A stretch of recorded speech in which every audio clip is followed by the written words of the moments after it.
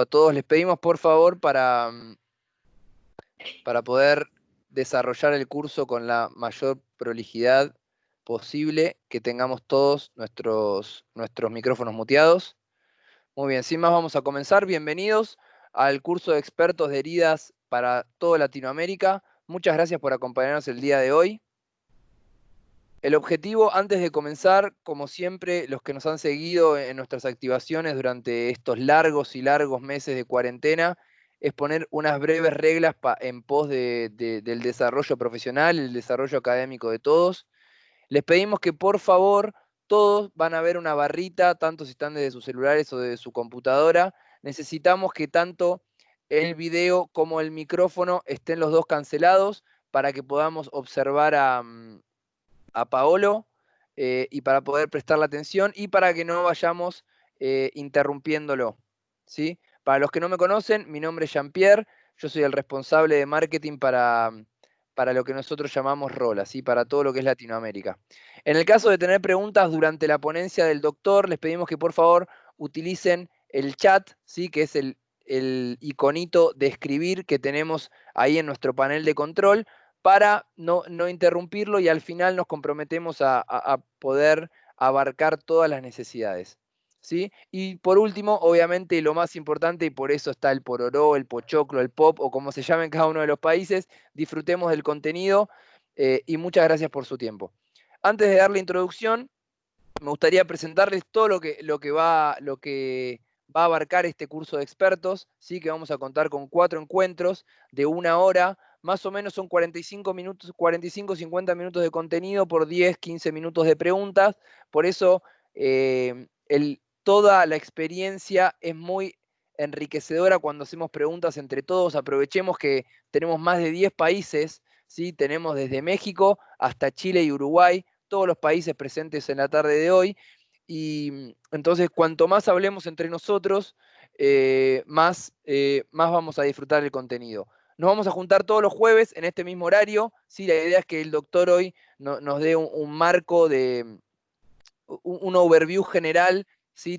Teórico, para que después tengamos un par de talleres prácticos con determinadas personas que podemos ver en la pantalla, ¿sí?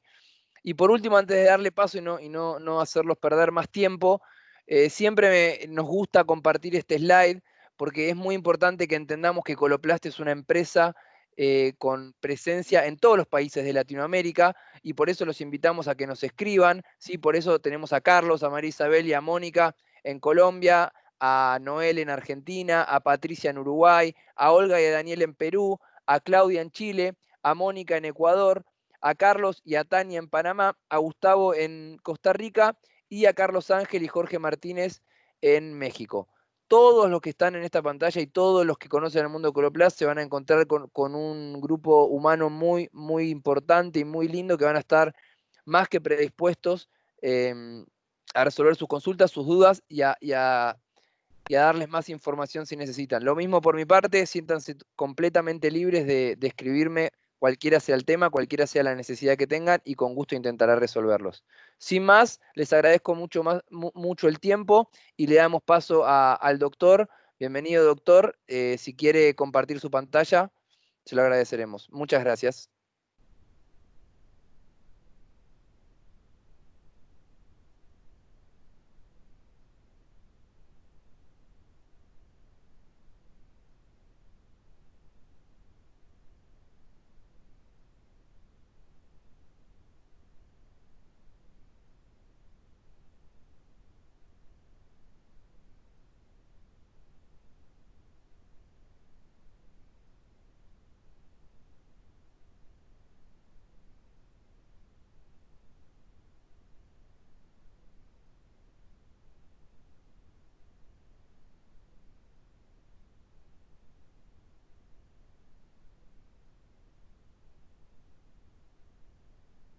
Buenas tardes, ¿me escuchan todos?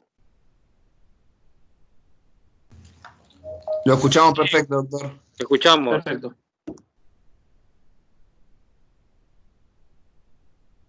Buenas tardes a todos. Mi nombre es Paolo Chávez Valencia, soy médico internista. Agradezco a la invitación de la empresa para esta ponencia. Bueno, en esta oportunidad vamos a tocar dos temas importantes, lo que es tipos de heridas y valoración del hecho de una herida.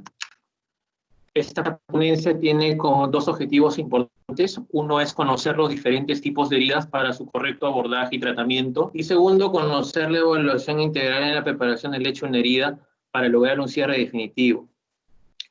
Todo parte inicialmente desde el punto de una úlcera. Una úlcera básicamente es la solución de discontinuidad de la superficie epitelial que produce por un efecto nocivo. Una enoxa que puede ser un agente físico, un agente químico, un traumatismo que básicamente va a provocar una disrupción a nivel del epitelio. Para conocer un poco más sobre este proceso de ulceración, de lesión que se provoca en la epidermis, es importante conocer las fases del proceso cicatrizatorio. Inicialmente nosotros vamos a tener una fase inflamatoria que se produce o se inicia básicamente con el traumatismo a nivel del epitelio. Y este traumatismo a nivel del epitelio va a condicionar de que esta noxa, ¿no?, la presencia de microorganismos a nivel del epitelio, condicione un proceso inflamatorio. Esto va a facilitar la presencia inicialmente, la formación del tapón de coágulo plaquetario. Entonces, primero la formación de la hemostasia con el tapón plaquetario y posteriormente la función del tapón de fibrina. ¿Esto por qué? Porque esta disrupción va a comprometer los capilares que se localizan a nivel de la dermis profunda y esto va a condicionar obviamente un pequeño sangrado. Entonces, una vez que se ha detenido a través de este mecanismo de tapón plaquetario y tapón de fibrina, va a condicionar a que el mismo macrófago, que básicamente es el macrófago, que es prácticamente la célula que se encuentra a nivel de la dermis, facilite la liberación de mediadores inflamatorios, como el interferón alfa, como la interleuquina 1, la interleuquina 6, el factor de necrosis tumoral. Esto va a condicionar de que estos mediadores inflamatorios faciliten la llegada de los neutrófilos. Estos neutrófilos, a través de este mecanismo llamado quimiotaxis, van a ir a la zona de lesión. Una vez establecida la zona de lesión, van a establecer la liberación de enzimas líticas que van a destruir los microorganismos. Y a su vez el macrófago no solamente va a facilitar la liberación de sustancias inflamatorias, sino que también va a facilitar la fagocitosis. La fagocitosis, la ozonización básicamente de otros microorganismos. Y también vamos a tener células presentadoras de antígeno, que son las células de Langerhans, que se localizan a nivel de la porción dermoepidérmica, y estas a la vez van a facilitar la activación de los linfocitos y posteriormente la lisis de los microorganismos. Este proceso habitualmente en una herida aguda debe de durar aproximadamente 7 días, ¿ya?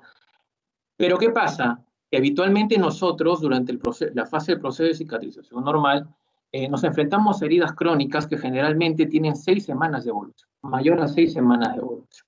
Entonces, generalmente en este proceso de cicatrización, una vez que ya se ha resuelto la fase inflamatoria, pasamos a la fase proliferativa.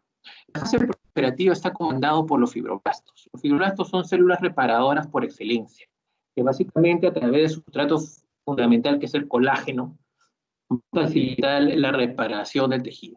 Esta reparación del tejido obviamente va a condicionar a que forme tejido de granulación que llegue justamente a la superficie. Y en la superficie finalmente va a llegar la última fase, que es la fase de maduración, donde van a actuar los queratinocitos. Los queratinocitos son células que se localizan a nivel del epidermis. Estas van a facilitar las uniones de puentes celulares y van a facilitar el cierre definitivo de la lesión. Es importante de que estos procesos habitualmente, fisiológicamente, deben de durar 7 días en la inflamación y de más o menos 2 semanas el proceso de reparación normal. ¿Ya? Pero básicamente en el contexto de las heridas, específicamente hablando de las heridas crónicas, es el estancamiento que se produce en la fase inflamatoria.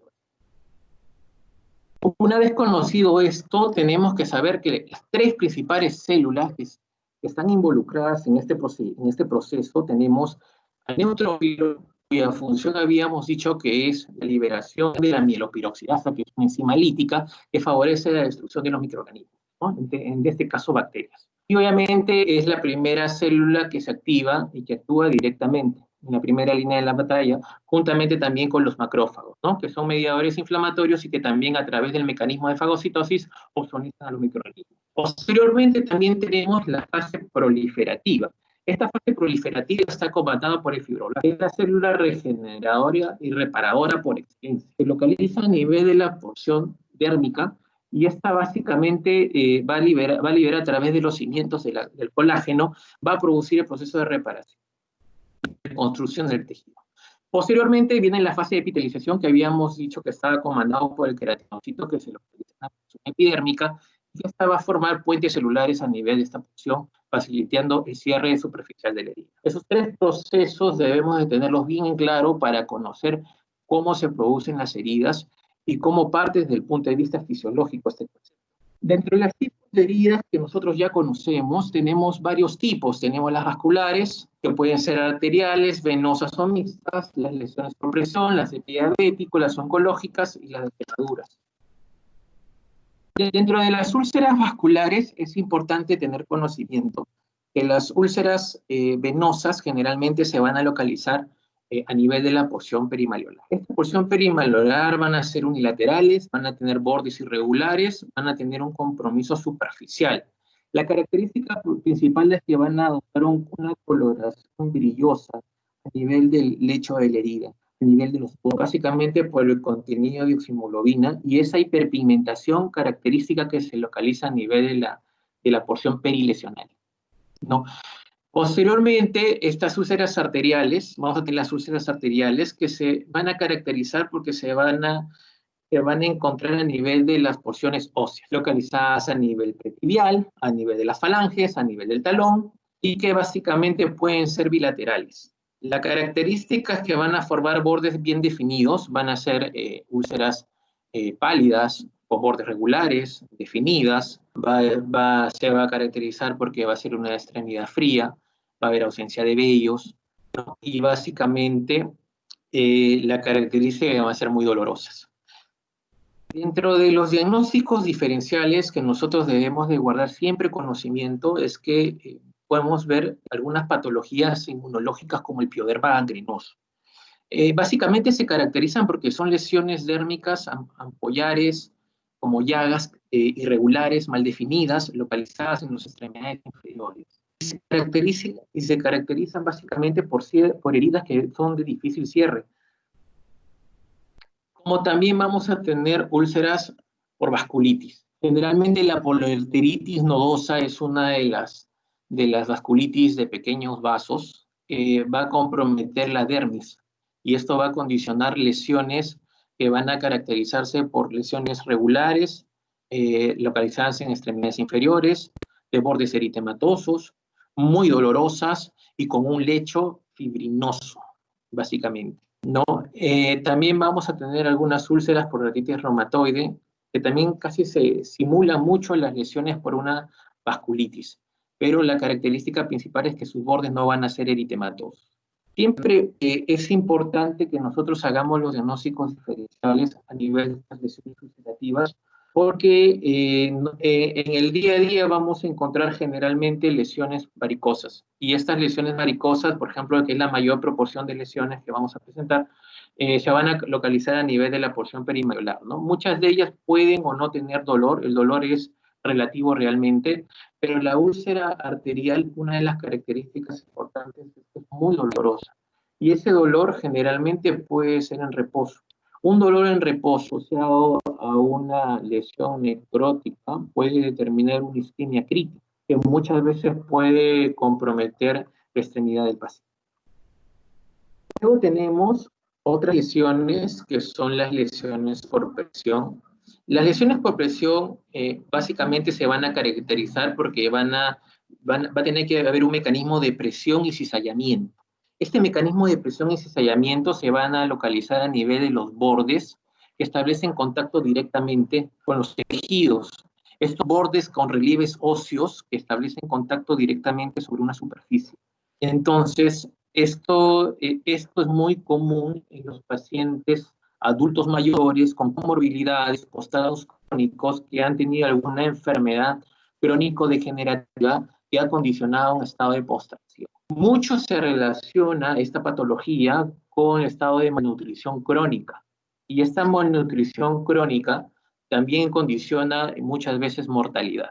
O sea, quiere decir de que un paciente que tiene lesión por presión está desnutrido, está caquético y muchas veces está hipoalbuminémico. Pero no solamente esta condición puede condicionar también, esta condición puede llevar finalmente a la mortalidad. Pero, ¿qué es lo más importante o lo que debemos, teóricamente es una úlcera que debemos de prevenirla? Teóricamente no debemos de llegar a tener una lesión por presión. Y eso es lo que muchas veces sucede en los ambientes de UCI, los ambientes de hospitalización, gente que tienen prolongadas, que están con ventilación mecánica. Muchas veces comienzan a presentar lesiones y el grado de lesión va a depender básicamente del compromiso, del estadio, básicamente si es superficial o profundo.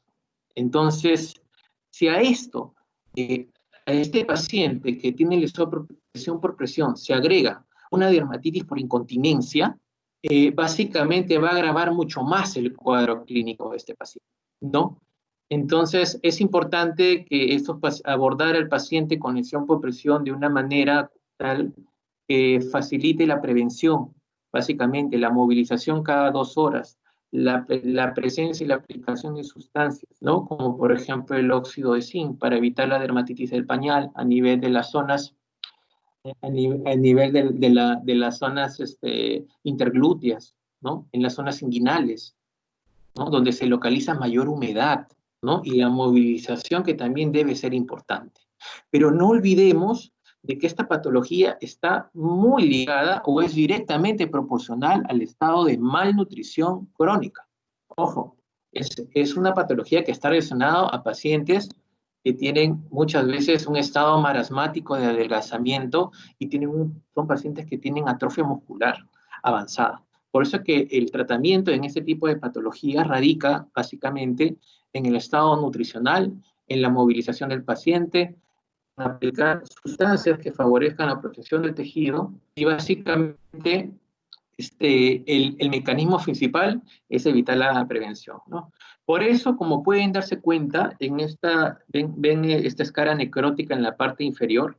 Esta escara necrótica es producto de una isquemia localizada básicamente por el mecanismo de presión y cizallamiento que se produce a nivel de las porciones óseas. Y esto obviamente una escara necrótica ya te está dando a entender de que el compromiso es profundo. Luego tenemos las úlceras por pie diabético. Estas úlceras por pie diabético se van a caracterizar porque podemos tener úlceras neuropáticas, isquémicas y neuroisquémicas. Esta úlcera neuropática se va a caracterizar porque va a haber una alteración del sistema nervioso autónomo que se caracteriza básicamente por liberación o la secreción. No olvidemos que los pacientes con pie diabético se caracterizan porque tienen glándulas sudoríparas localizadas a nivel de la porción dérmica. Estas glándulas sudoríparas le van a facilitar la secreción del pie. Entonces, el paciente diabético se caracteriza porque tiene el sistema autonómico. Por tanto, la inervación que llega, a la inervación colinérgica que llega hacia la glándula sudorípara no se va a dar adecuadamente. Por lo tanto, va a haber una ausencia de secreción y por lo tanto vamos a tener pies resecos. Un pie reseco puede generar la formación de fisuras, grietas, ¿ya? Y puede condicionar finalmente la hiperkeratosis. Son los comúnmente llamados los...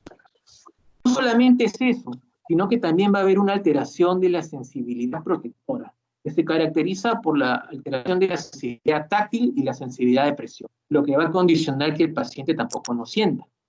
Por eso que hacemos también las pruebas de monofilamento. Pero no solamente es esta prueba de monofilamento, sino que también hacemos la prueba de sensibilidad vibratoria a través del diapasón y para valorar básicamente el compromiso de la sensibilidad a nivel de los huesos. ¿Ok?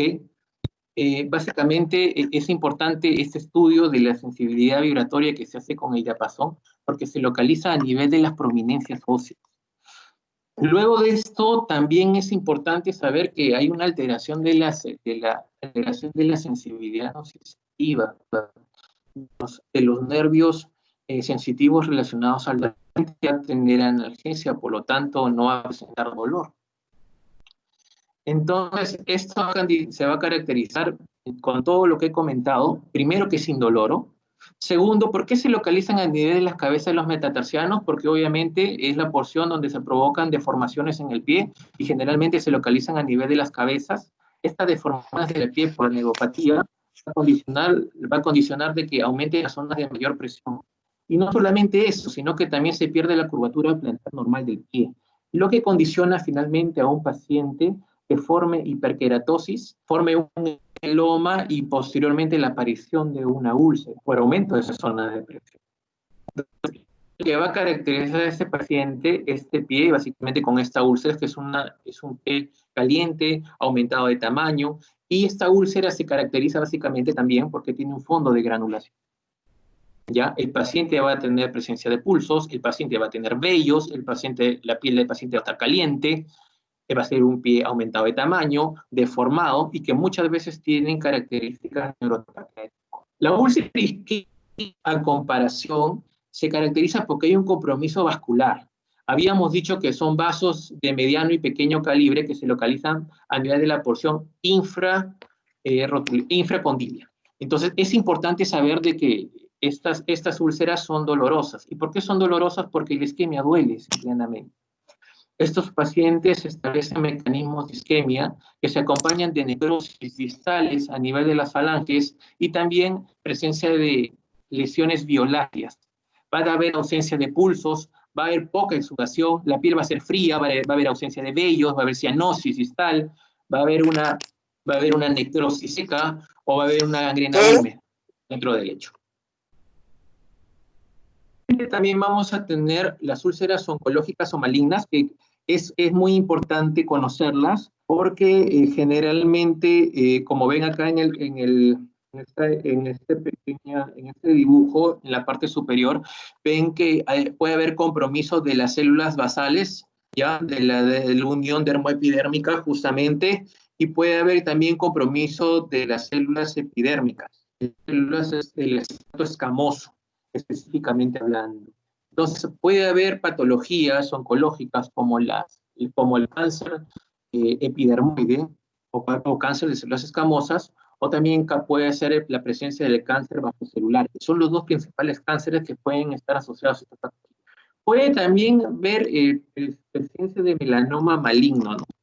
por esta transformación maligna de los melanocitos. Pero generalmente hablando, los que hemos visto en algunas oportunidades estas lesiones, no solamente está asociado a patologías primarias, como de piel propiamente dicha, sino también podemos tener úlceras metastásicas, que generalmente parten del tracto gastrointestinal, pueden partir de cáncer de mama, o también pueden partir del cáncer específicamente del adenocarcinoma o del carcinoma epidermoide. Son lesiones básicamente cutáneas que no cicatrizan, aumentadas de tamaño, y que van a provocar una destrucción del tejido. Posteriormente se van a caracterizar porque van a ampliar la zona de lesión.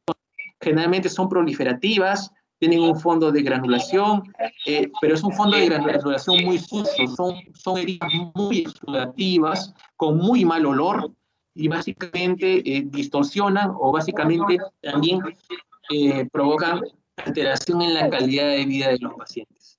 Entonces son heridas que únicamente el tratamiento es paliativo en controlar el exudado inflamatorio, en controlar los olores que liberan estas úlceras oncológicas. Por eso es importante, cuando tenemos una úlcera que no cierra, una úlcera que tiene cronicidad, o si tenemos un paciente que tiene un fondo ya de una patología oncológica, de todas maneras, aunque es raro en un 10%, puede presentar lesiones metastásicas de piel.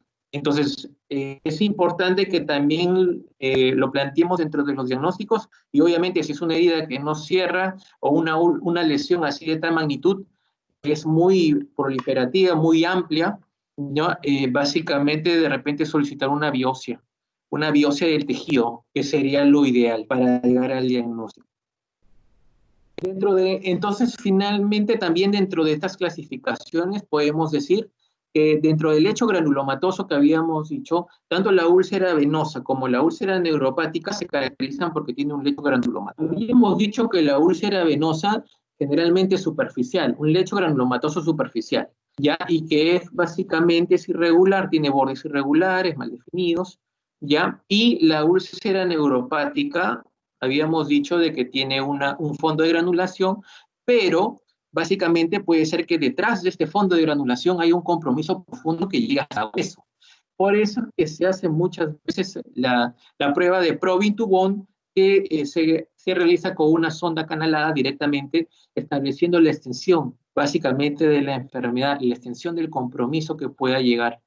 Si esta sonda llega finalmente hasta un compartimiento profundo, el hueso, tiene un 86% de probabilidad de que sea una osteomielitis. Eso es importante saber, ¿ok?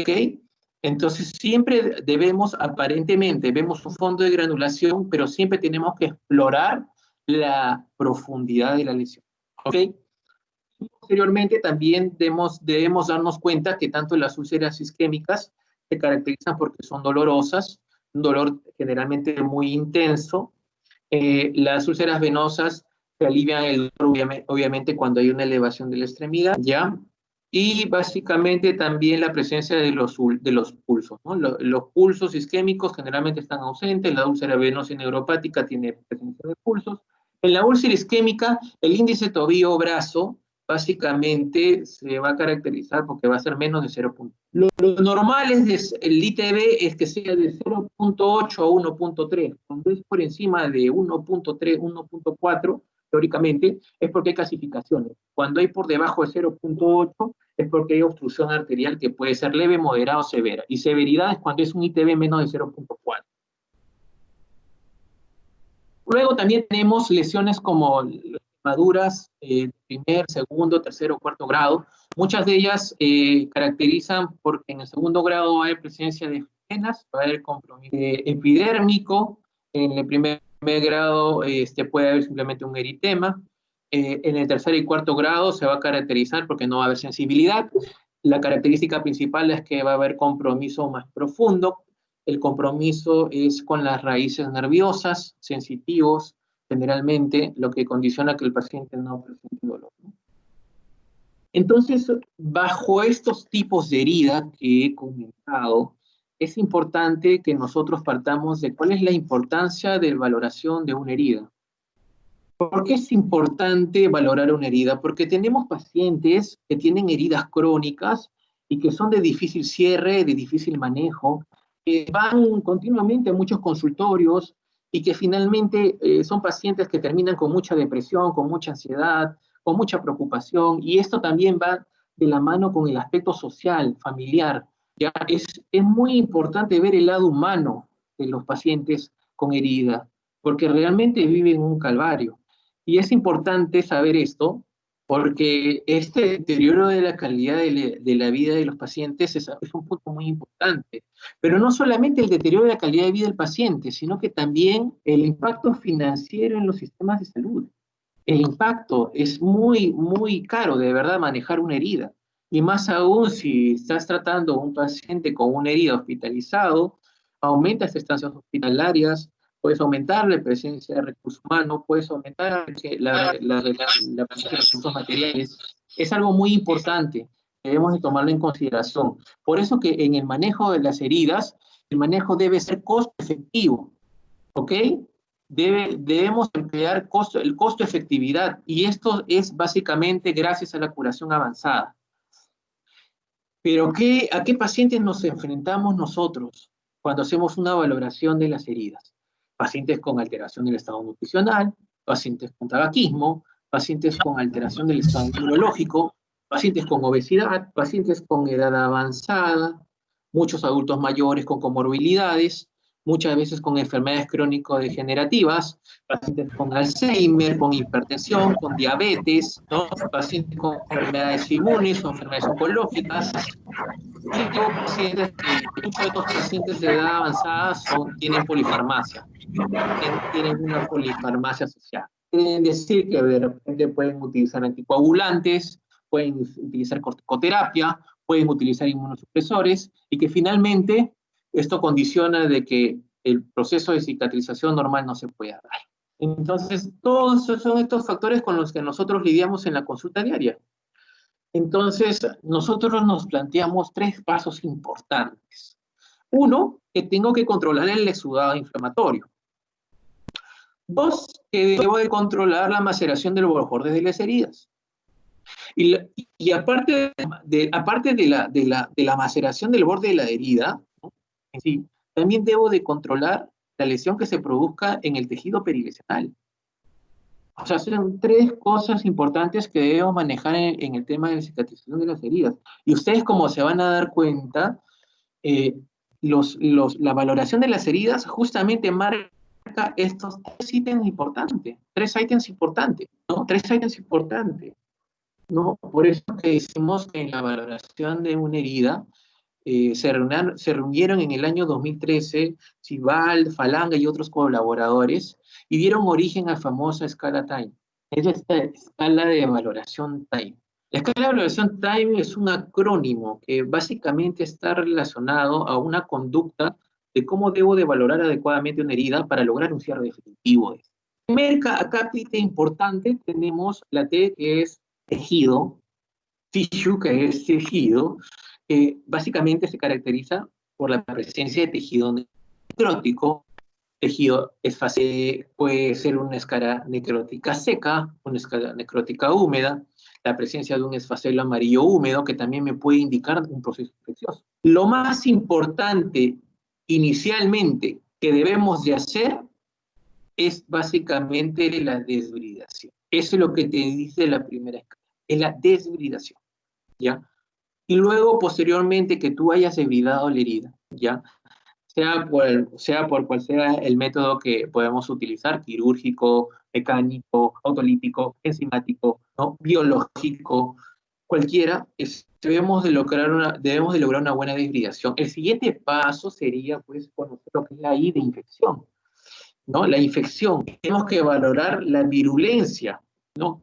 Que es el grado de capacidad que tiene el germen, ¿no? De provocar enfermedad.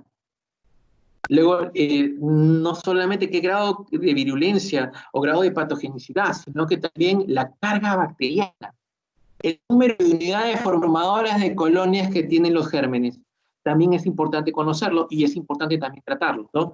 Y esto también se obtiene gracias a un cultivo de secreción, un cultivo de herida. Luego, posteriormente, tenemos la humedad, que es básicamente la secreción. El exudado es lo que debemos manejar también, el nivel del exudado. Una herida debe estar húmeda, pero no debe estar ni tener un gran exudado, ni estar seca tampoco. Debe mantener un microclima húmedo, como indica el principio de la curación avanzada, el microclima húmedo que debe tener toda herida. Por eso que debemos de controlar el exudado inflamatorio. Y posteriormente también debemos de controlar los bordes epiteliales para evitar el maceración. El score time se caracteriza por estas principales características. La preparación del lecho de la herida. Primero, eliminamos el tejido necrótico de esfacelo a través del debridamiento. Equilibramos la concentración de microorganismos a través de la terapia antimicrobiana, ¿ya? Que es una etapa de infección. Luego, posteriormente, controlamos el exudado inflamatorio a través de apósitos absorbentes, como los hidrogeles, cuando tenemos una escara necrótica seca, ¿no? Cuando tenemos un exudado moderado, podemos utilizar hidrocoloides, o cuando tenemos un exudado alto, podemos utilizar alginatos, ¿no? O espumas. Es importante también conocer de que la epitelización y el edema se va a caracterizar y se va a tratar básicamente con una terapia completa. Finalmente, estos 4 mecanismos importantes van a condicionar a que la herida esté preparada para cicatrizar.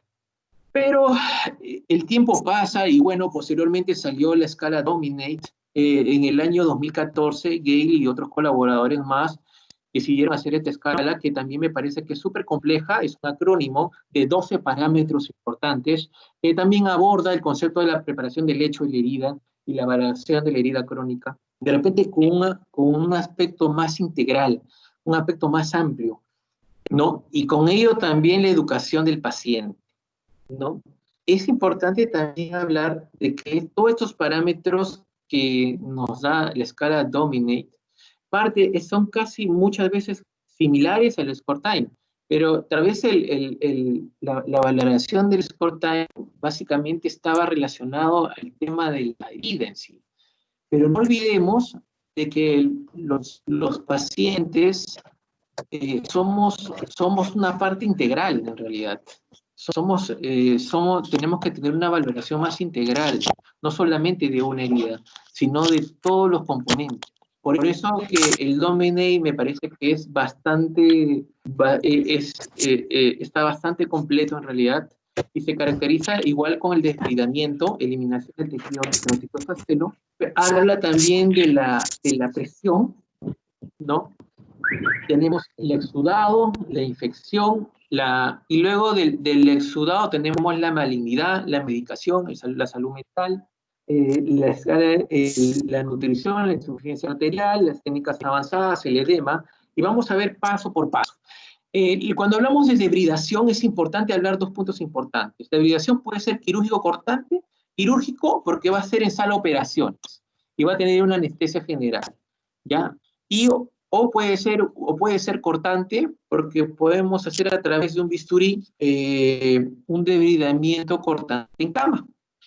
Ya generalmente este debridamiento se va a caracterizar porque es lo primero que vamos a hacer.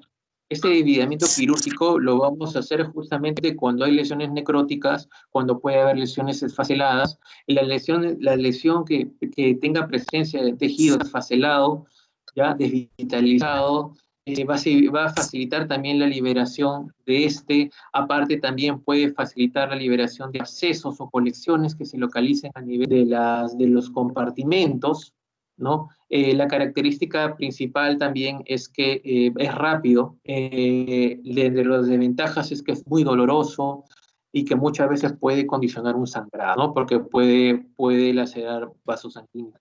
Pero es la primera técnica que la mayoría, creo yo, lo que manejamos herida, lo utilizamos como un primer momento, ¿no? Es importante también saber de que dentro del debridamiento también tenemos el debridamiento médico. El aspecto mecánico es lo que utilizamos todos nosotros inicialmente cuando no tenemos opción de cura avanzada, ¿no? Con la cura tradicional a través de una gasa, podemos directamente a través de una gasa o a través de repente de un chorro directamente asociado a una solución, ¿no? Sea suero fisiológico, sea agua destilada, a través del mecanismo de duchoterapia o el mecanismo directamente con aguja, directamente facilita también este mecanismo de liberación o debridamiento del tejido que se localiza en el lecho de la úlcera, ¿no?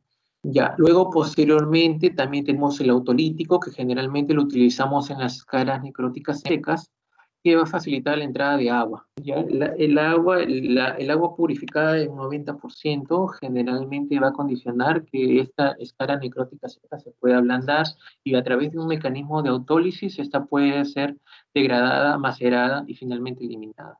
Luego, posteriormente, también podemos utilizar el tipo enzimático, algunas sustancias como la papaverina, como algunas sustancias como las colagenasas, que van a romper básicamente los puentes celulares a nivel de epidermis, a nivel que se unen a las escaras necróticas.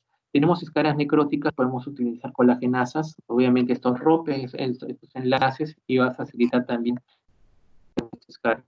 El aspecto biológico, bueno, tenemos algunas larvas, generalmente, que también no se utiliza, prácticamente nunca utilizado, pero lo menciona como parte también del debridamiento, ¿no? Por metro cuadrado se utilizan diferentes tipos de packs de larvas que actúan directamente sobre el tejido desvitalizado, sobre el esfacelo, ¿no? Y lo remueven totalmente. Entonces el mecanismo es un mecanismo que demora un poco más, de repente no es tan rápido como el debridamiento quirúrgico, se caracteriza porque es indoloro y muchas de estas curas avanzadas pues van a facilitar de que las curaciones no sean diariamente como una cura tradicional.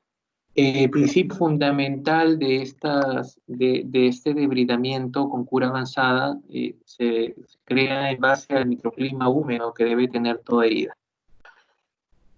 Darse cuenta, en la parte inferior vemos esta debridación quirúrgica de una escara necrótica y acá también vemos también de una hiperkeratosis en un paciente con pie diabético que formaba un mal perforante plantar y con una gran hiperkeratosis a nivel de la cabeza del primer metatarsal. ¿Ok? Pero el siguiente La O of lading, que significa descarga. La descarga es algo muy importante que generalmente está involucrado en dos patologías. Habíamos visto de que el pie diabético se caracteriza porque tiene lesiones ulcerativas localizadas en la cabeza de los metatarsianos, y esta característica principal muchas veces se producen por descarga, por presión a nivel de la zona, de la cabeza de los metatarsianos. Entonces, esto se debe a tres cosas importantes.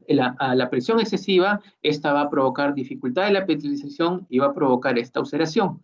Entonces, debemos primero reducir la presión sobre la úlcera, y aparte de reducir la presión sobre la úlcera, debemos redistribuir estas presiones planteadas en la superficie. Debemos alinear mecánicamente estas estructuras y posteriormente debemos estabilizar la descarga. ¿Qué utilizamos para estabilizar la descarga? Tenemos los filtros. Tenemos filtros que se localizan, los podemos colocar a nivel de la planta de los pies, y muchos de ellos evitamos de que haya mayor zona de presión. Por eso es que cuando nosotros tenemos que evaluar adecuadamente al paciente, si nosotros vemos una úlcera limpia, con un fondo de granulación, con los bordes epiteliales, no hay signos de flebosis, no hay secreción, entonces básicamente estamos frente a una úlcera por presión, localizada a nivel del pie, una úlcera de características neuropáticas, por aumento de presión. ¿Qué es lo que debemos de hacer? Tenemos que utilizar una descarga, ¿ya? Para estabilizar la descarga posteriormente. Entonces, es importante que nosotros emplear este mecanismo, y no solamente a nivel del pie diabético, en las úlceras neuropáticas que forman aumento de presión, sino que también a nivel a nivel de las lesiones por presión. No olvidemos que debemos de movilizar a nuestros pacientes para así evitar de que aumente la zona de presión a nivel a nivel de las prominencias óseas. Entonces, la movilización, mejorando el estado nutricional, ¿no? Los colchones antiescaras, entonces, todos estos mecanismos, aplicar sustancias, por ejemplo, que faciliten la hidratación de la piel, ¿no? Entonces, todos estos mecanismos hacen que de repente podamos evitar la formación de estas lesiones, ¿no? Y la formación, y evitar también las zonas de presión a nivel de los pies. Lo otro importante que nos habla, la M de Mercier, significa exudado, y el exudado básicamente lo vamos a manejar en el día a día. Generalmente un exudado bajo podemos utilizar un hidrogel, generalmente cuando hay presencia o exposición de tendones, por ejemplo, ¿no? Hay presencia de exposición de tendones a través de un debridamiento autolítico, puedo facilitar la hidratación, ¿no? Básicamente controlo también, aparte del exudado inflamatorio, hago un debridamiento autolítico, ¿no? Y no solamente esto, sino que también a nivel del exudado moderado, si quiero yo mantener o controlar el exudado, puedo utilizar un hidrocoloide. Porque no olvidemos de que estos pacientes deben de todas maneras ser manejados con ese tipo de apósitos ya absorbentes. ¿Por qué? Porque debemos de crear el principio fisiológico de la humedad dentro del lecho de la herida. Eso es básico. Y siempre este principio fisiológico de la humedad tiene que ir acompañado de un pH ácido, ¿no? Que es el pH ácido habitual de la herida. En cambio, cuando nosotros tenemos un exudado alto, generalmente sospechamos de que hay un proceso infeccioso, de que hay una herida tunelizada, que de repente hay una fístula, de repente hay una herida operatoria que es muy amplia, ¿no? Entonces, estos exudados altos generalmente son manejados con espumas, con alginatos, con hidrofibras, ¿no? Que básicamente va a absorber este exudado. Cuando nosotros catalogamos el exudado, es importante saber si el exudado es moderado y el exudado es alto, entonces tenemos que ir pensando de que probablemente hay una infección bacteriana. Siempre los procesos infecciosos bacterianos generan exudados abundantes, ¿ya? En cambio, cuando yo tengo un exudado bajo, ya estoy pensando de que estoy en fase de granulación, o casi es escaso, ¿no? En la fase de epitelización. Pero definitivamente el principio fundamental de mantener la humedad del lecho de la herida es importante mantenerlo de todas maneras humectada esa herida. ¿ok? Cuando hablamos de gran característica del exudado, sea moderado o alto, siempre tenemos que pensar que a pesar de que no haya signos de flogosis dentro del lecho, siempre pensar de que hay una colonización crítica, que de repente se nos está escapando. Entonces, esto es muy común generalmente en las heridas crónicas. Luego, el otro principio también habla de una transformación maligna, lo que habíamos hablado.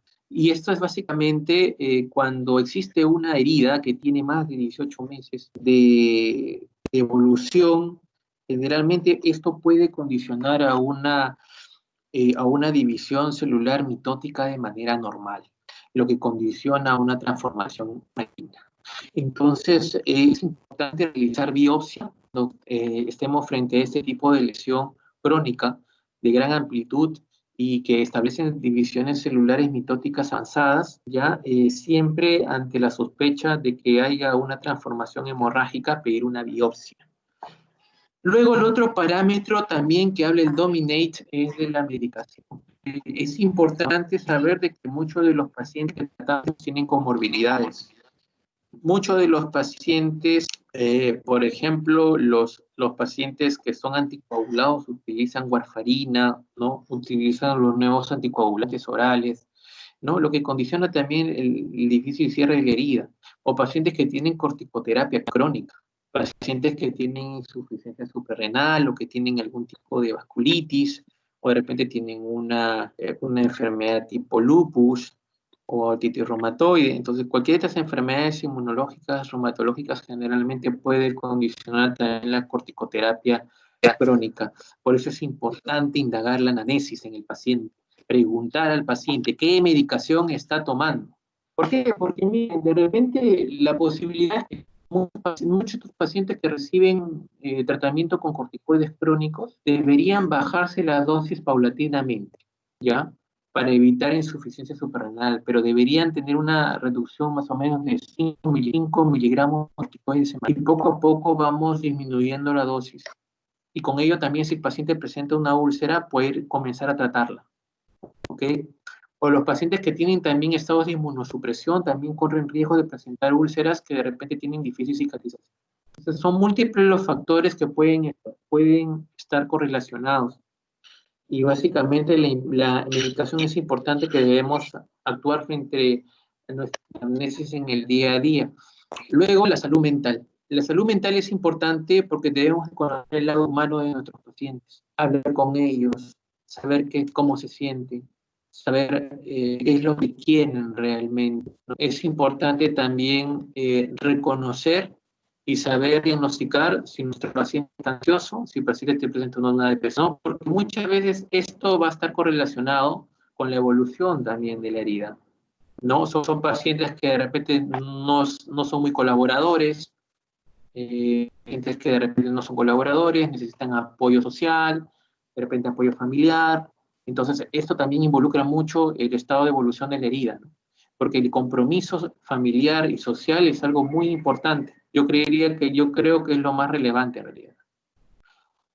Luego, la infección. Es importante saber que todas las heridas están contaminadas con microorganismos. O sea, una úlcera definitivamente está contaminada. Pero la contaminación necesariamente no quiere decir que haya infección.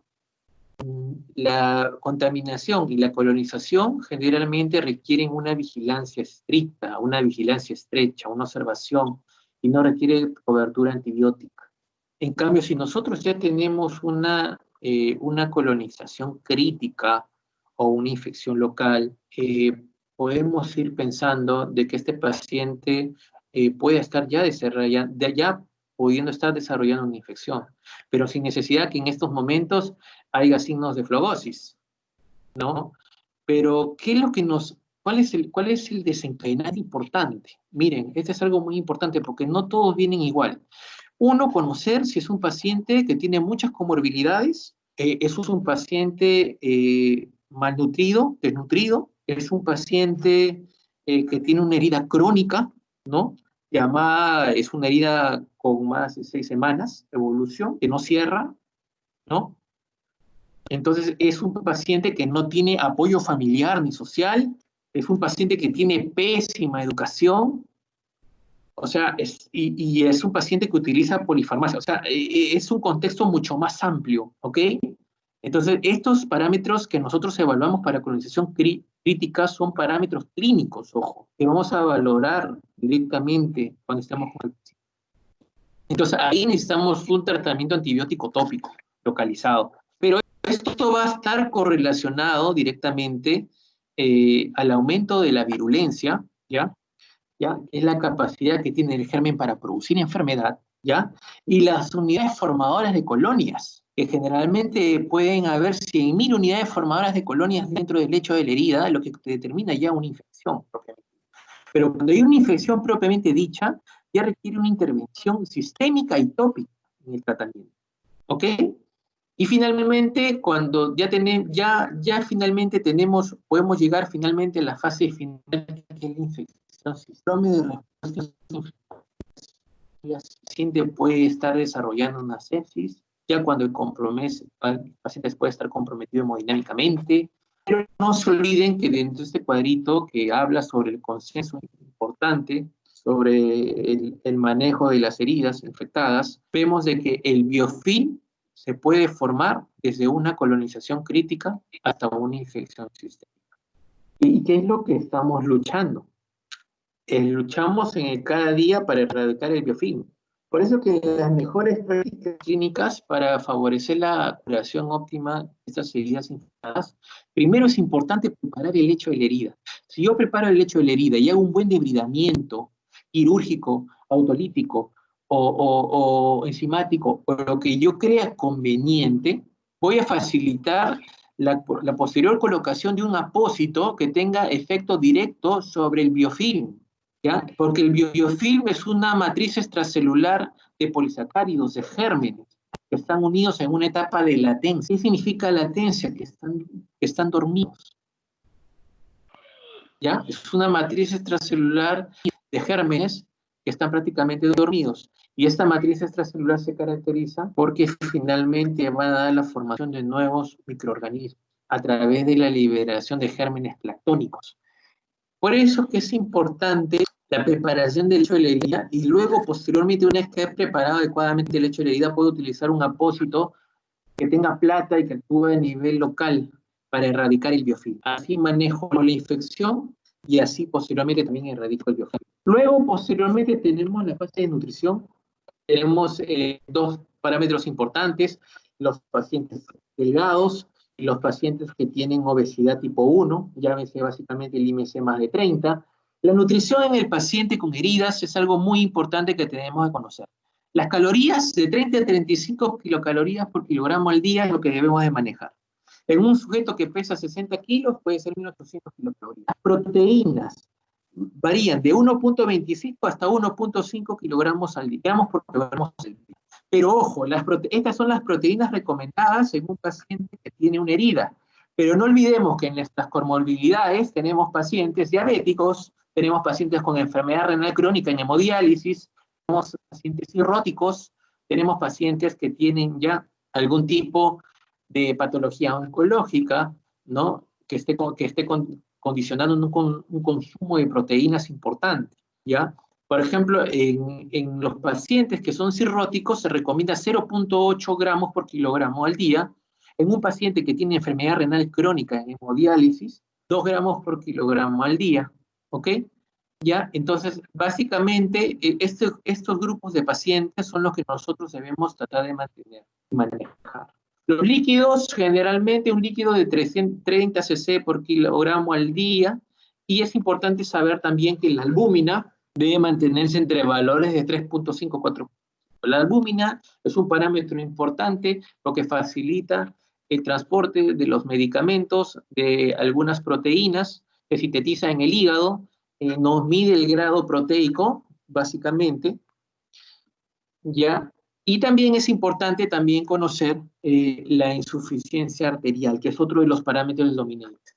La insuficiencia arterial es importante de que podamos valorar si hay presencia de lesiones necróticas a nivel de las falanges o lesiones necróticas a nivel de las prominencias tibiales o lesiones necróticas a nivel del talón. En estas imágenes que pueden darse cuenta, hay un compromiso en la primera imagen, hay un compromiso de la tibial anterior que compromete el segundo, tercer y cuarto dedo, prácticamente a nivel de la porción dorsal del antepié. Hay compromiso, hay 2 stops, básicamente facilitamos el proceso de la recanalización y la revascularización, y posteriormente, una vez que hemos revascularizado, debemos hacer la exéresis de los dedos, ¿ok? Pero en este otro caso vemos que hay un compromiso de la arteria tibial posterior que se localiza a nivel de la porción del calcáneo. Esto condiciona una irrigación que llega hacia la planta del pie y hacia la porción del calcáneo. Posteriormente, este stop facilita un proceso de revascularización y posterior cierre. No se olviden que si tienen una lesión por una úlcera isquémica por pie diabético, una úlcera arterial, ¿ya?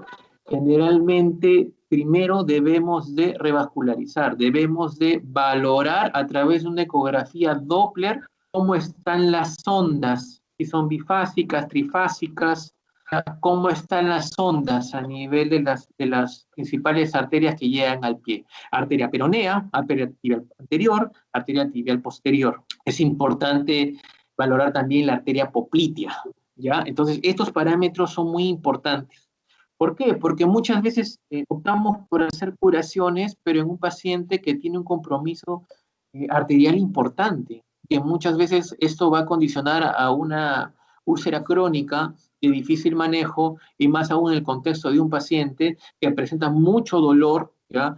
Y este dolor puede ser el reposo, puede ser algo, y obviamente lo que debemos de hacer en estos momentos es mejorar inicialmente la circulación para posteriormente valorar básicamente qué apósito podemos utilizar o qué conducta quirúrgica podemos utilizar.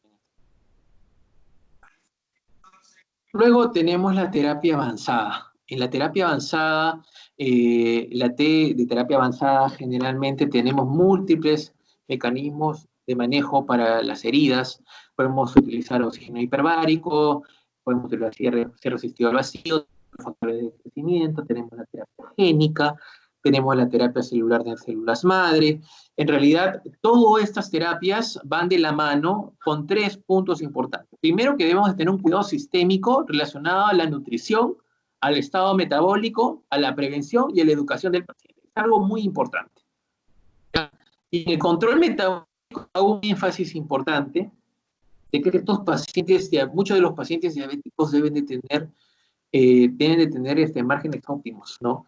Entonces, lo que se quiere dentro de sus controles óptimos del paciente diabético, ya es que, por ejemplo, la glicemia en ayunas esté menos de 130, ¿ya? Y obviamente la glicemia postprandial, después del almuerzo, habitualmente esté menos de 180. Entonces, con una hemoglobina glicosilada menor o igual a 7, ¿ya? Lo ideal es que sea menos de 7, pero la Asociación Americana de Diabetes te pone como cifra exacta 7% de hemoglobina glicosilada, ¿no? Es importante valorar todos estos mecanismos, no solamente el cuidado sistémico del paciente, sino que también la herida. Habíamos hablado de las descargas, de los apósitos, el control de la infección, el soporte vascular.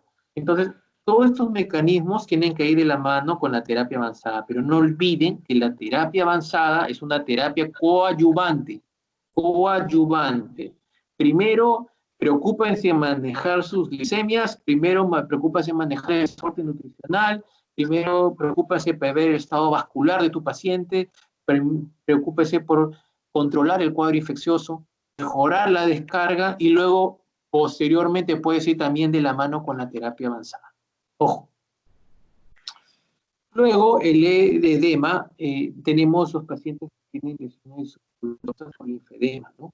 Este linfedema muchas veces es un dolor de cabeza. Ya se habla de muchos capítulos de manejo con el linfedema, y utilizamos básicamente compresión, ¿no? La terapia compresiva en los pacientes con linfedema es lo que hoy está dando muchos resultados, ¿no? Y muchas veces este bloqueo de vasos linfáticos conduce a una gran retención de líquidos, y esta gran retención de líquidos, este edema, pues inhibe el proceso normal y cicatrización de las heridas. La educación del paciente es muy importante, ¿ya? Es muy importante porque la educación del paciente va a permitir que nuestro conocimiento, al llegar hacia él pueda recepcionarlo de una manera que pueda comprenderlo y que pueda tener conocimiento de su enfermedad. Sea muy responsable cuando se dan las indicaciones. Solo así, ese tipo de relación médico-paciente o relación profesional de salud o enfermera-paciente, vamos a tener resultados óptimos en el manejo. Y luego me pongo a pensar que en el 2016 ya comenzó a aparecer el triángulo de evaluación de las heridas. Entonces, si hemos hablado tan completamente del Dominate, donde hemos abarcado prácticamente de manera integral a nuestro paciente, ¿qué es lo que nos está faltando? Entonces, este grupo de expertos se reunieron y dijeron, sí, estamos hablando del lecho de la herida, estamos hablando del borde de la herida, pero no estamos hablando del tejido perilesional. Interesante, ¿no? El tejido perilesional es el tejido que se localiza a 1,5 centímetros de los bordes de la herida y que muchas veces no le tomamos atención. Y es este tejido, obviamente, que si no sabemos optimizar su cuidado y manejo, obviamente va también a provocar, va a retrasar el proceso de cicatrización. Entonces es importante que podamos manejar el tejido perilesional. Acá ven una lesión, una úlcera neuropática localizada a nivel de la cabeza del metatarsiano, ven un fondo de granulación, ven unos bordes hiperqueratósicos y ven que también el tejido perilesional también está hiperqueratósico. Entonces tenemos que mejorar no solamente los bordes, sino también darle soporte al tejido perilesional para que esto nos permita valorar el cierre adecuado de una herida.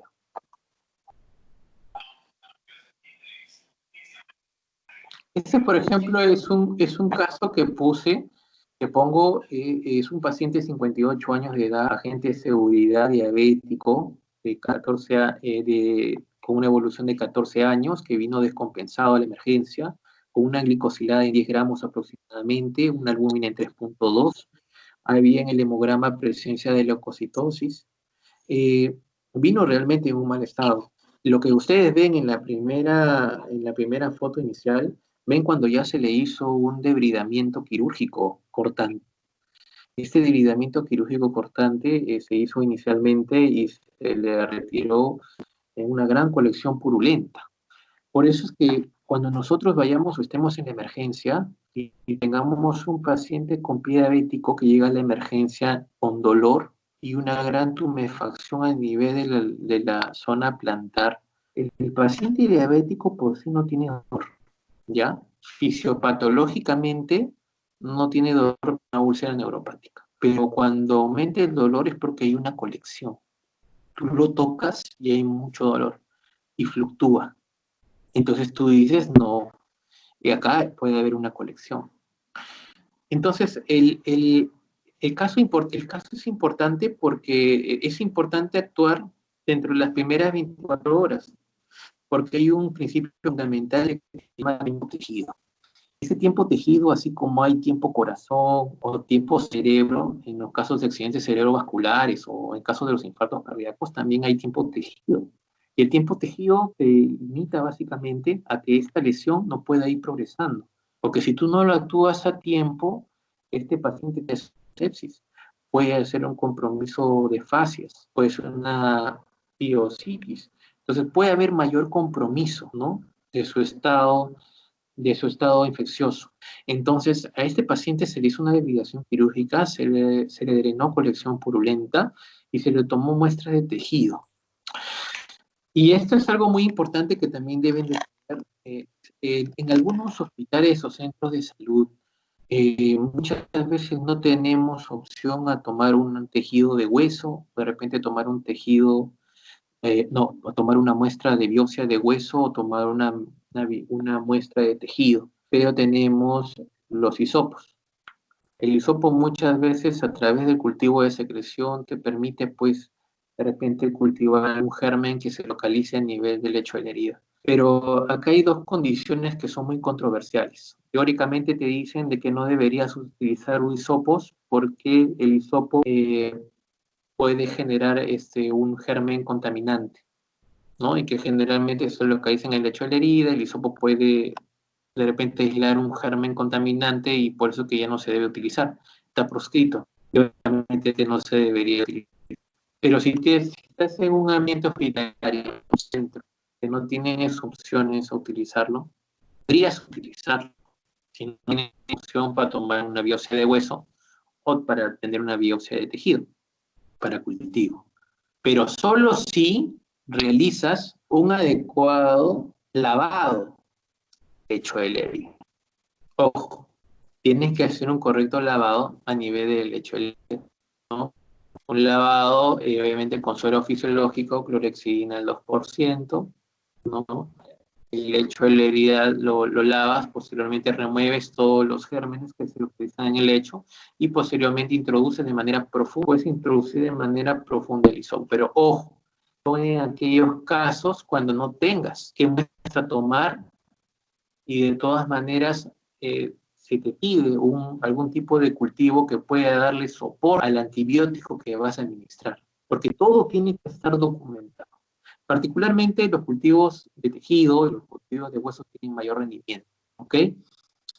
Entonces, este paciente es importante porque se hizo un debridamiento, posteriormente un debridamiento quirúrgico, posteriormente utilizamos hidropolímeros de plata con una buena evolución, vemos que el tejido de granulación llegó hacia la superficie, manejamos el tema del soporte nutricional, le dimos de 20 a 35 kilocalorías al día por un peso de 60 kilos, aproximadamente 800.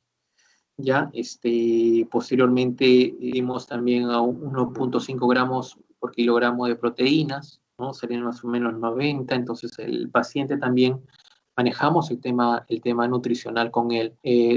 Generalmente utilizamos no solamente soportes nutricionales con dietas hipertónicas, como por ejemplo el Ensure, utilizamos también módulo proteico, ¿no? Que es otro tipo de proteína líquida hidrolizada, ya que 30 centímetros cúbicos te dan aproximadamente 30 gramos. Entonces, es importante saber estos conceptos. Luego, posteriormente, el manejo metabólico. El paciente vino con 206 de glucosa, iniciamos manejo con insulinoterapia.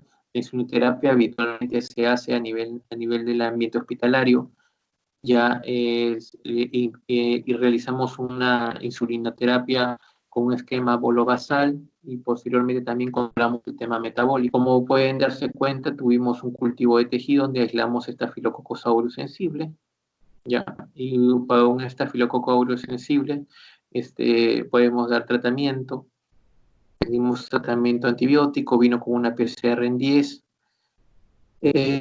Posteriormente, pues el paciente evolucionó favorablemente. Inicialmente, como pueden darse cuenta, liberó gran cantidad de suero inflamatorio, una herida muy exudativa, con gran compromiso, ¿no? La cobertura antibiótica, el debridamiento, nos ayudó muchísimo para que una vez que haya preparado el lecho de la herida, pueda utilizar los apósitos, la cura avanzada. Entonces, posteriormente, vemos en la última imagen cómo ya llega el tejido de granulación hacia la superficie y es donde tenemos que estimular los bordes de la herida. Estimulamos los bordes de la herida. Podemos utilizar sustancias como el óxido de zinc, ¿no? Y es importante siempre que utilizamos un apósito de plata, ya es importante que también podamos proteger los bordes de la herida. Podemos utilizar la película protectora directamente sobre los bordes de la herida que contienen silicona y que prácticamente protege contra el exudado que puede condicionar maceración de los bordes de la herida. No olviden que estas heridas en etapa inflamatoria son muy exudativas. Entonces es importante que antes de aplicar un apósito siempre protejamos el borde de la herida con una sustancia como la silicona, ¿ok? Para evitar maceración de los bordes. Y bueno, es un poco de lo que les estaba contando. Dentro de las conclusiones finales, pues la terapia con cura avanzada es costo efectiva, ¿no? Debemos realizar una correcta valoración de las heridas, mejorando la calidad de vida del paciente, debemos optimizar el cuidado local de la herida, debemos aplicar el uso adecuado del apósito de acuerdo a la fase de cicatrización. Siempre el conocimiento importante de los cimientos fisiológicos de una herida. No olvidarse eso, siempre conocer la fisiología, la fisiopatología, en qué fase de cicatrización estamos. Siempre el score dominate asociado al triángulo de valoración de las heridas, básicamente nos habla sobre la lesión, que no la debemos dejar de lado tampoco. Es importante el correcto manejo nutricional, de repente con una nutricionista de base que podamos conocer, que nos permita dar un soporte nutricional adecuado, el manejo glicémico, porque muchos de estos pacientes sin necesidad de tener diabetes tienen con glicemias muy altas y debemos manejarlas. El estado metabólico es muy importante. ¿Ya? Proporcionar también las kilocalorías importantes también en el paciente diabético. Que también es importante valorar el flujo vascular, cómo va la circulación, si es un paciente diabético, que muchas veces no olvidemos que podemos tener pacientes neuroisquémicos que pueden tener compromiso neuropático y compromiso isquémico a la vez. Siempre pedir de repente una ecografía Doppler para ver cómo están las ondas, si son monofásicas, bifásicas, trifásicas. Es importante conocer las características clínicas de las diferentes úlceras que podamos tener. Si tenemos mucha duda con la úlcera que estamos tratando, porque a pesar del manejo óptimo que estamos haciendo, no evoluciona favorablemente, o tiene o hay presencia de colonización crítica, un gran biofilm que no es removido.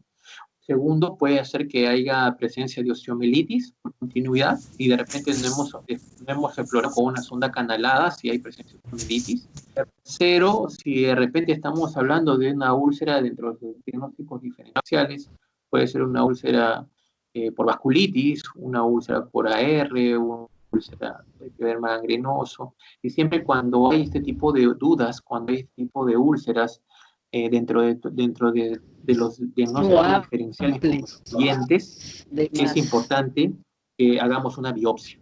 Pero ¿ya? dile que ¿Por qué? no Porque más, podemos no tener escuché. sorpresas también en las lesiones, Pero eso no en las depende de lesiones ti. no solamente por vasculitis inmunológicas, sino también en las lesiones oncológicas. ¿sí? Ese es el principio, es lo No, principal que no debemos de sé. conocer. Ya Desconozco avanzamos su y si destino. vemos que retrocedemos, planteamos de nuevo replanteamos nuestro plan de trabajo. De repente utilizamos un equipo multidisciplinario. Si de repente yo tengo dudas, de repente lo puedo consultar con un vascular o lo puedo consultar con un internista y de repente podemos trabajar los tres en equipo. ¿Okay? Ese es el mensaje principal que quiero darles en esta charla. Y bueno, ante todo agradecerles y sobre todo tenemos que darle calidad de vida a nuestros pacientes en estos tiempos de pandemia. Muchas gracias. Bueno, doctor, muchísimas gracias. Muchas gracias a todos por la convivencia que tuvimos. Somos más de 150. Eso es un número muy importante sobre todo para escucharnos y para respetarnos. Así que muchísimas gracias a todos.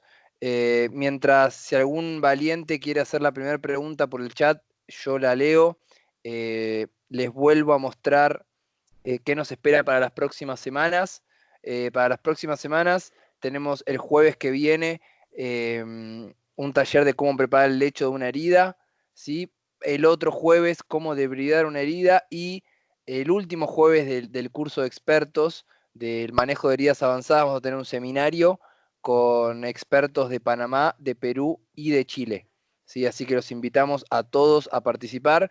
Obviamente todos nuestros contenidos pueden encontrarlos en nuestro canal de YouTube, lo encuentran como Coloplast Rola, así que invitamos a todos a que nos visiten, a que se suscriban a nuestra página, donde van a poder encontrar no solo todos los talleres que realizamos, sino algunos materiales institucionales o de producto que nos pueden consultar o nos pueden pedir más información.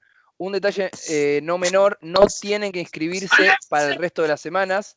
Sí, nosotros nos encargamos de enviarles la invitación para que puedan participar, así que no es necesario que vuelvan a completar el formulario.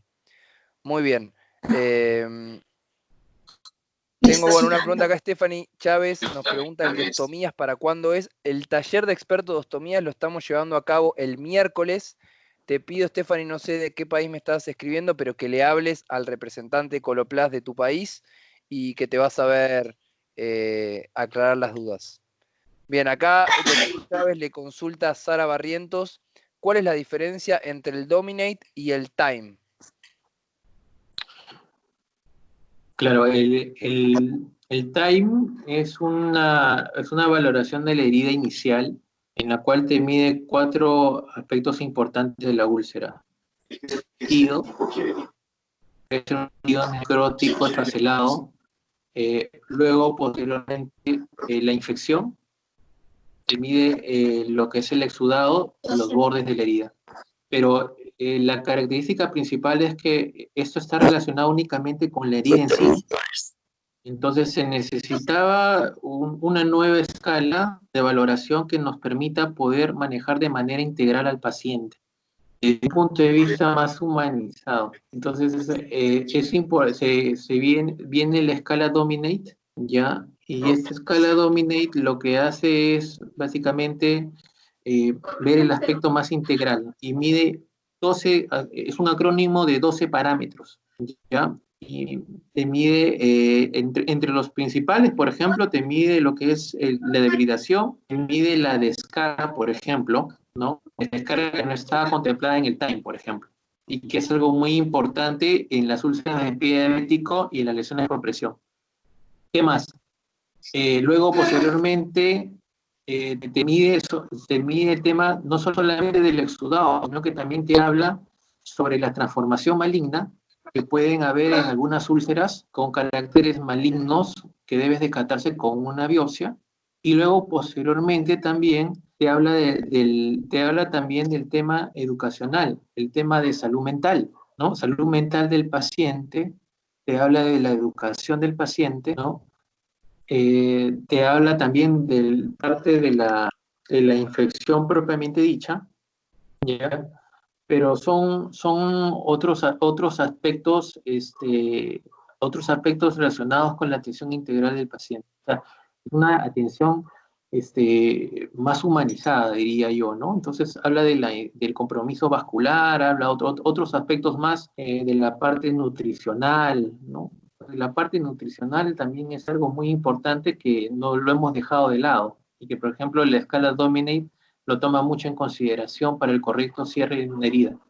Entonces diría yo que es un acrónimo un poco más completo y un poco más integral relacionado al paciente y sobre todo para el profesional de salud que va a trabajar con estos pacientes. Y bueno, sí, claro que sí. Perfecto, tenemos algunas preguntitas más, así no los estiramos en agenda. Acá Olga Caterín desde Perú, que le mando un saludo, nos consulta: ¿en qué casos debo usar cura tradicional y en qué casos cura avanzada? Bueno, la cura tradicional habitualmente está dada en aquellas personas que de repente no tienen un estado económico adecuado, ¿no? Generalmente son aquellos pacientes que hoy en tiempos de pandemia no deben ser manejados en casa. Muchas veces la cura avanzada debe ser practicado por un profesional y que debe de conocer sobre en qué momento o intervención vamos a utilizar un apósito adecuadamente.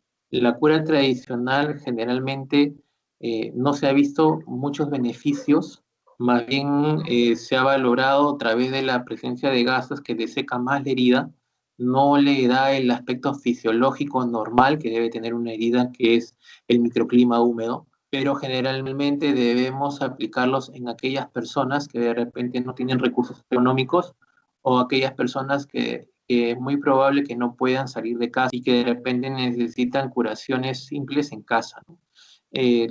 La curación tradicional básicamente no debería utilizarse realmente en contexto de un ambiente hospitalario, pero lamentablemente en estos tiempos de pandemia, si no utilizas adecuadamente la cura avanzada, utilizas el apósito de manera adecuada, esto puede condicionar un estado de lesividad inclusive al paciente. ¿Por qué, no? Porque de repente doy un consejo así muy simple. Por ejemplo, tú puedes dejar un apósito y de repente este apósito que has dejado, este hidrocoloide, lo tienes, por ejemplo, de 4 o 5 días, ¿no? O de repente no te diste cuenta que había demasiado exudado inflamatorio y debiste sacarlo al tercer día y no lo retiraste. Esto condicionó de que haya una mayor maceración a nivel de los bordes de la herida. Y esta maceración puede condicionar también la presencia de sobreinfección bacteriana. Entonces, muchas veces para poder nosotros manejar un apósito, es necesario tener el conocimiento adecuado y saber en qué fase de cicatrización lo vas a utilizar. ¿Ok? Bien, vamos con dos más. Moisés desde Colombia nos pregunta, súper claro, me llama mucho la atención lavar a profundidad con clerexidina, no corre riesgo de barrer o enmascarar el diagnóstico. Esa por un lado, y la segunda consulta que le hago es, buenas noches, en caso de úlcera infectada, ¿qué tipo de apósitos nos recomienda? Claro, lo más importante, a ver, cuando yo dije el tema a ver, teóricamente, si nos guiamos desde el punto de vista de práctica clínica, no se debería utilizar el cultivo de secreción de herida con el hisopo. ¿Por qué? Porque obviamente el cultivo de secreción de herida con el hisopo no tiene mucha rentabilidad porque podemos aislar microorganismos contaminantes que se localizan en el lecho de la herida. Pero hay un acápite que dice que si bien es cierto, no tienes para hacer cultivo de hueso o no tienes para hacer cultivo de tejido, puedes utilizar el cultivo de secreción de herida, obviamente si haces un lavado adecuado a nivel del lecho de la herida y a nivel del borde de la herida. Ya haces un lavado y obviamente introduces directamente el hisopo y tomas la muestra. Entonces, eso es lo ideal que se debería hacer para evitar de que el hisopo pueda tener contacto con estos gérmenes y pueda generar una contaminación. Y lo que se supone es que estamos hablando de heridas profundas, no de heridas superficiales, estás hablando de heridas profundas. Entonces, idealmente lavas el lecho, lavas los bordes y introduces directamente hasta el fondo el hisopo. Y lo que tú esperas es encontrar la muestra directamente de la profundidad de la herida. Ok, y lo otro es, ¿qué apósito utilizaría yo? Bueno, el principio fundamental de la preparación del lecho de la herida hace que yo introduzca un debridamiento. El debridamiento usual que todos hacemos es el debridamiento quirúrgico. Ya, luego del debridamiento quirúrgico, yo ya he eliminado gran parte del esfacelo de manera rápida, he removido la mayor cantidad de detritus, he disminuido la carga bacteriana dentro del lecho de la herida. Entonces, ¿cuál es mi siguiente paso?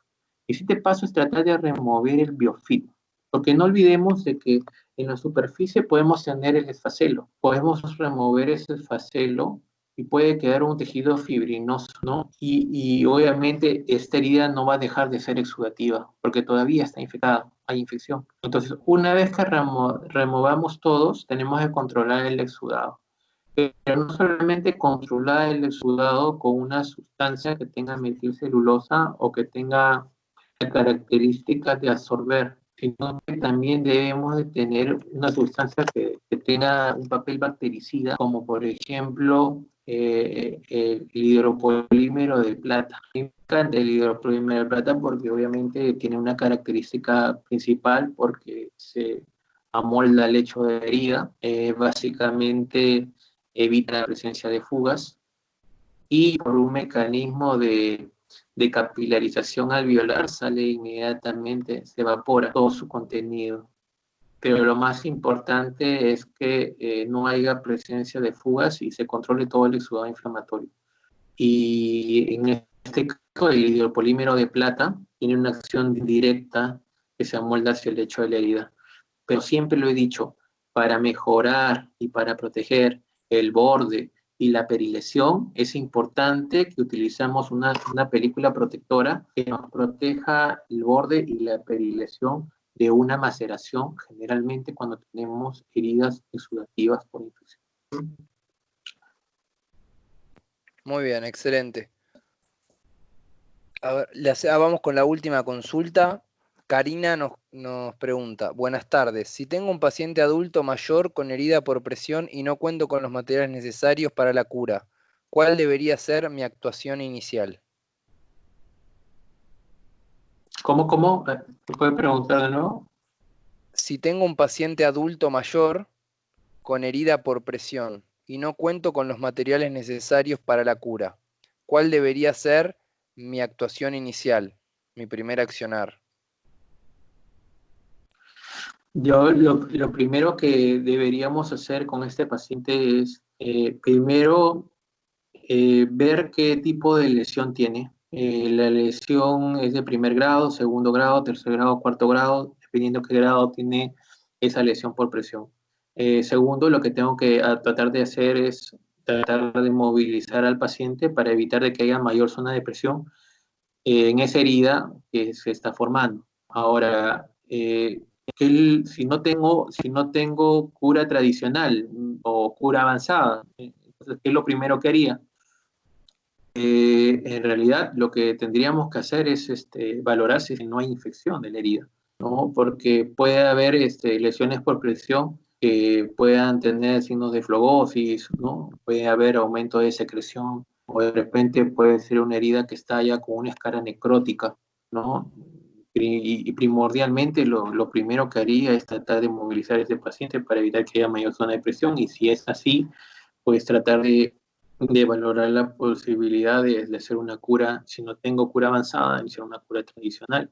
Si tengo, por ejemplo, si tengo una escara necrótica, valorar la posibilidad de bridar esa escara necrótica. Si es una escara necrótica seca, podemos utilizar un hidrogel que básicamente va a ablandar y va a macerar por mecanismo de autólisis, se va a retirar esa necrosis, ¿no? Y lo otro es, obviamente, bueno, si es que no tengo otro mecanismo, obviamente un debilitamiento quirúrgico también iría muy bien ahí, ¿no?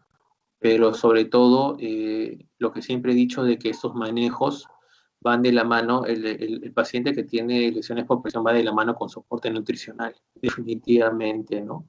Obviamente, el manejo nutricional es importante, movilizarlo, ¿no? Y también valorar, pues, primero en un primer momento la liberación de esa escara necrótica, si es que lo pensara, si es que hay algo para debridar, porque si a veces también lo único que encontramos es escara, le encontramos una lesión eritematosa nomás a nivel de la piel. Entonces, si hay una lesión eritematosa en la piel, simplemente lo que queda es movilizarlo, nada más, no se hace más cosas, ¿no? Entonces, ver en qué clasificación ubico a mi paciente, ¿no? Eso es importante saber. Excelente. Bueno, doctor, muchísimas gracias. Gracias a todos por participar. Creo que si hay algo que me llevo cada vez que charlamos es todo lo que se puede aprender y la importancia, ¿no? de que tratemos a nuestros pacientes de manera holística, ¿no? Como cada una de las cosas que hagamos y la importancia de los equipos interdisciplinarios, en definitiva son los que nos ayudan y nos permiten mejorar la calidad de vida de las personas. Desde parte de Coloplast los saludamos a todos, les mandamos un cariño muy grande, los invitamos sí de nuevo a vernos la semana que viene, a seguirnos en nuestro canal de YouTube para mantenernos conectados y de vuelta les pedimos que cualquier tipo de consulta, sugerencia, duda o necesidad de información que tengan, cuenten con nosotros, estamos para ayudarlos, sobre todo en este momento tan complicado que ustedes están poniendo el cuerpo por todos, 100% las 24 horas a disposición de ustedes, porque obviamente el objetivo primordial que tenemos nosotros es acompañarlos a elevar los estándares en la calidad de vida, no solo en cada uno de sus países, sino en toda Latinoamérica. Así que muchísimas gracias a todos, un saludo grande desde Argentina y les deseo a todos muy buena semana.